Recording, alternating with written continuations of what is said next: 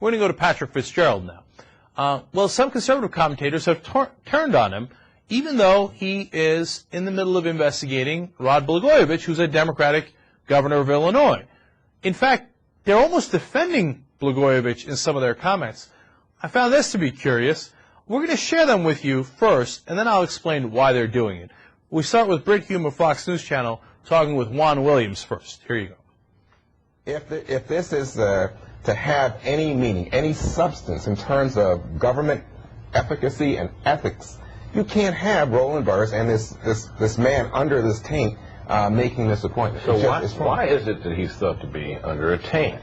He's thought to be under a taint because an accusation has been made against him, not yet an indictment, by a prosacutor who, for all against Blagojevich, not against by Burris. a prosecutor who, for all of his success in court, has a propensity, as we saw in the Scooter Libby case, to say things in news conferences that he ultimately chooses or is unable to prove in court.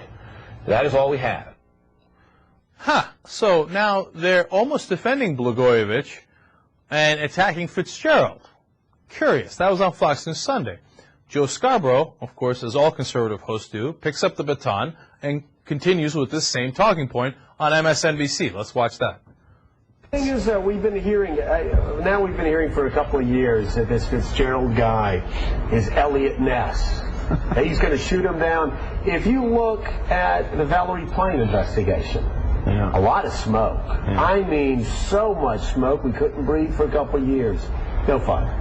Scooter Libby. Seriously, Scooter Libby. And what did they get Scooter Libby for? They get him for perjury, no underlying crimes. Here it looks like we may be staggering into the same situation. A lot of smoke. Is Fitzgerald going to go 0 for 2 here on national investigation?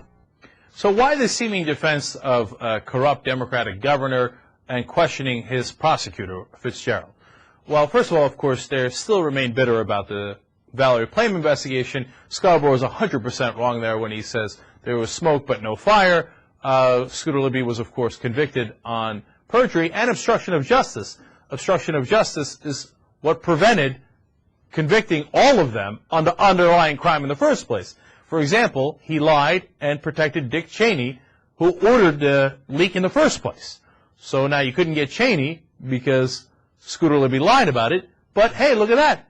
We convicted him on lying about it. So Fitzgerald got the job done. But this isn't about old grudges. No, now there are some rumors that Fitzgerald should be appointed as special independent prosecutor by Barack Obama when he gets into office to investigate the law-breaking and the rule-breaking of the Bush administration, whether it's torture or the warrantless spying. So what they're doing here, Scarborough and Britt Hume, is a preemptive strike against Fitzgerald. Oh, no, Fitzgerald is not this clean, honest prosecutor who goes after Republicans and Democrats alike. No, question his credibility. No. Because they figured they got Blagojevich anyway. It's not like they need to do any further damage to Blagojevich or the Democrats on that count.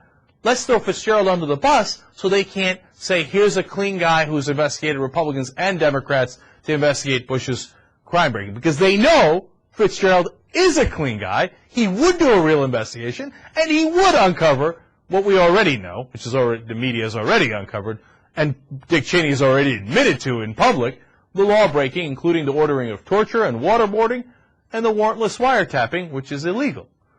So that is clever on their part. It really is. You got to hand it to them. So, but obviously don't buy into it. Fitzgerald is totally clean, and they should.